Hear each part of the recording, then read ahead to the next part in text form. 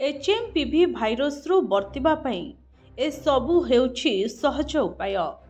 तुरंत आपणाइले एही मारात्मक रोगरू पाई परिबे रक्षा।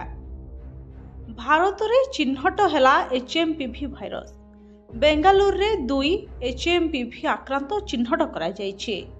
2 आक्रांतक मध्यरे जड़े 8 मास आउ जड़े 3 मासर शिशु। केंद्र स्वास्थ्य मंत्रालय पक्षरु एने सूचना जारी होइछि।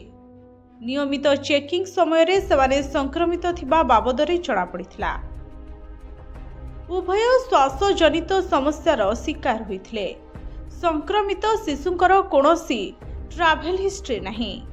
बेंगालुरु एक घरोई डाक्तरखाना रे शिशुंक चिकित्सा हेउछि बोली सूचना मिलिछि।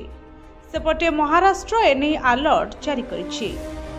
कोरोना महामारी परे एही भाइरस को नै लोकंक मनरे चिंता प्रकाश करबा आरंभ हेलाणी।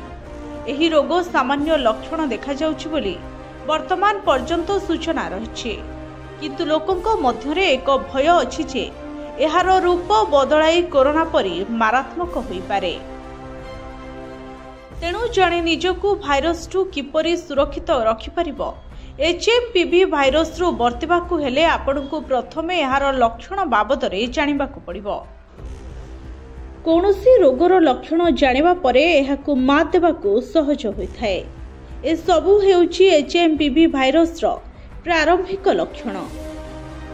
एचएमपीवी रु सुरक्षित रहिबा पई स्वच्छता अत्यंत गुरुत्वपूर्ण।